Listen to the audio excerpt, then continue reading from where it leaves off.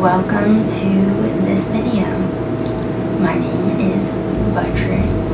I want to talk about a concept, and I swear to God, when I tell you that thinking about this concept has changed my life, it has changed my life. Now we're about to get abstract, so let's do a warm-up, get our minds thinking a little abstractly. Let's do a free jazz warm-up. Ready? Let's go.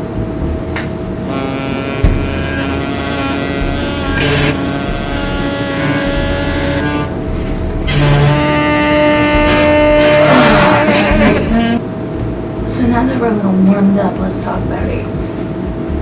We want to talk about human consciousness. Mostly. Is it special? We know that a lot of people seem to think that there is something that separates human consciousness from animal consciousness, and that's why they've come up with all these theories to explain how humans are so inexplicably special. The Stone Age theory. Aliens. Ancient aliens. Aliens came down and somehow imparted their universal wisdom upon humans, and that is the reason we are so special. What do we think? Is human consciousness special? I have to admit that for the longest time I really thought that it was. I thought that there was something special and different about human consciousness that separated us from the animals, and I believe that even though I could not articulate what it was, this lingering question mark really affected all of my mental processes subconsciously about how I viewed the world. I entertained these sort of ideas, not so actively, in the back of my head, that I was a part of a species that is just inexplicably strange and set apart. But I do not believe this way anymore. And that's why I say that thinking about this has really changed my entire worldview. So what do I believe now? Well, I spoke about it a little bit in our first episode where I explained what phenomenology is.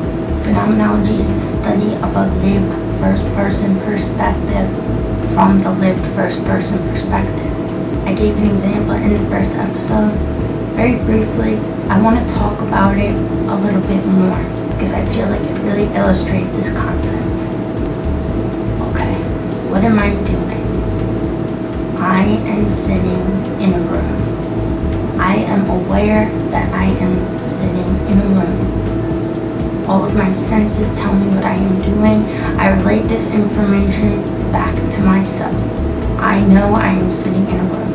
Or at least I think I know I am sitting in a room, because we don't know anything for certain, right? Set that thought aside. For now, I know I am sitting in a room. Simple enough. Not very contentious. Now, let's take an animal. An animal is sitting here instead of me. An animal is sitting in a room. Does the animal know it is sitting in a room?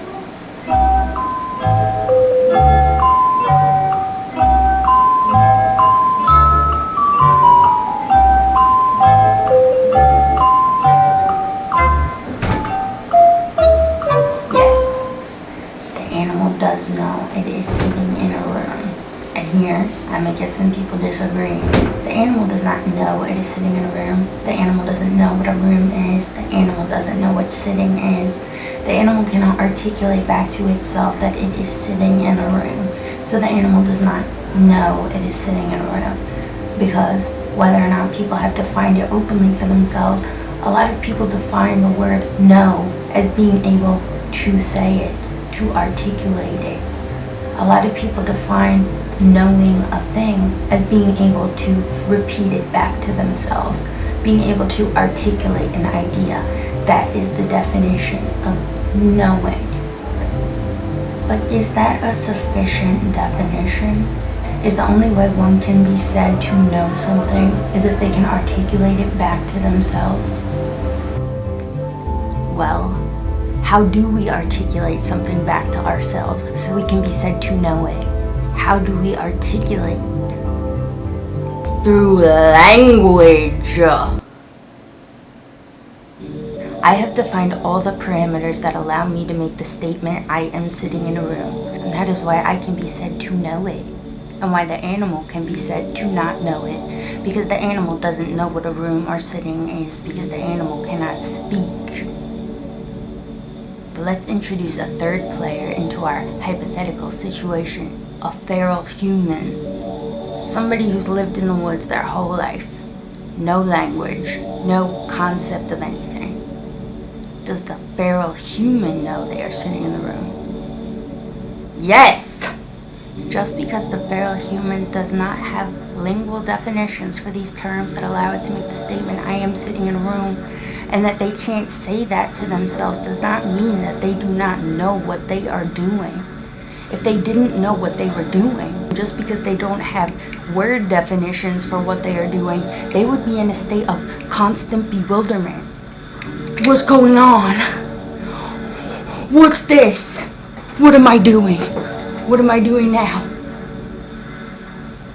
What does language do? It creates categories. Before there was a word for apple, everyone had to come together and agree on it. Oh, look guys, what's this?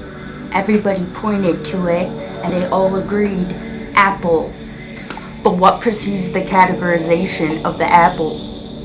Clearly, everybody had to think that there was a reason this thing should be set apart and called an apple. Duh. And how did they do that? Well, for one, with a visual category.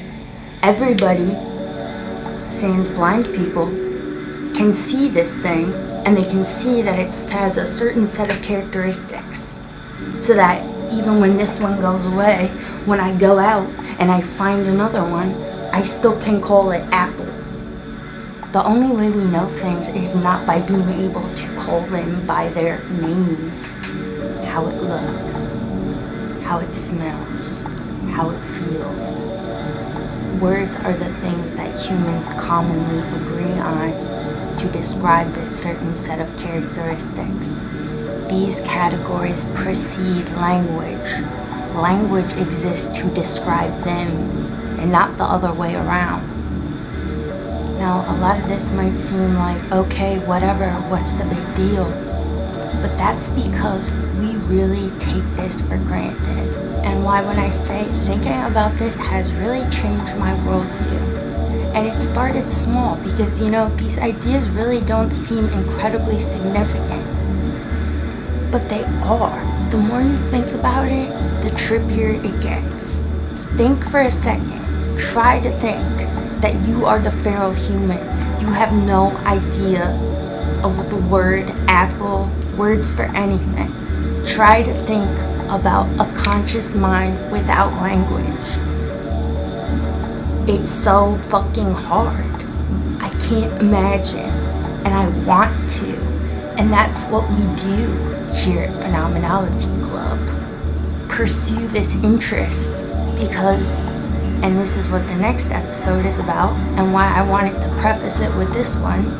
When you think about it, language is incredibly powerful.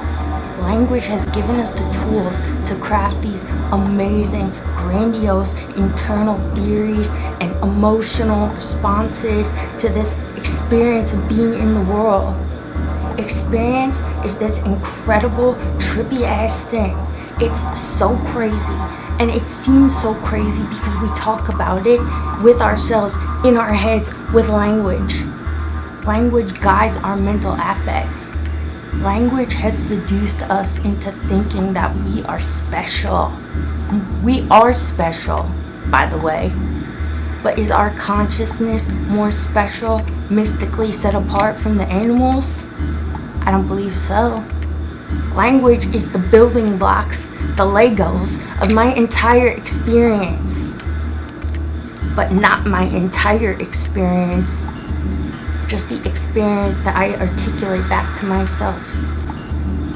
So what I want to know is, how do I access these other modes the categories that precede language more directly?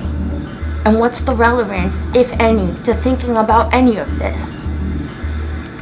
What would it be like to experience the apple without this lingual framework that I have existing in my head already? How does language affect how I'm experiencing the apple? Because since I'm not accessing it directly and only through my modes of language, which is a human construct, and probably not perfect, am I missing something? Am I thinking about it wrong? Perhaps I should be thinking about it like that? Like that? Like that? How does that affect how we take in art, music? Why do we like art in general? What is it about looking at a thing that's visually pleasing? What makes it visually pleasing? What made people come together and say, we like looking at that, before they came up with a word to describe that as art? How can I know? Can I know? All I have is language to even think about these things. So how can I escape language to see if there's anything beyond it? Can I? Maybe. Maybe not. How does language affect me? Because clearly it does. And I don't want to take this for granted. And it seems to me that if I'll ever be able to have any sort of insight into this, I need phenomenology. Because phenomenology is interested in accessing these modes more directly, if possible. Because phenomenology is an experiential study of experience.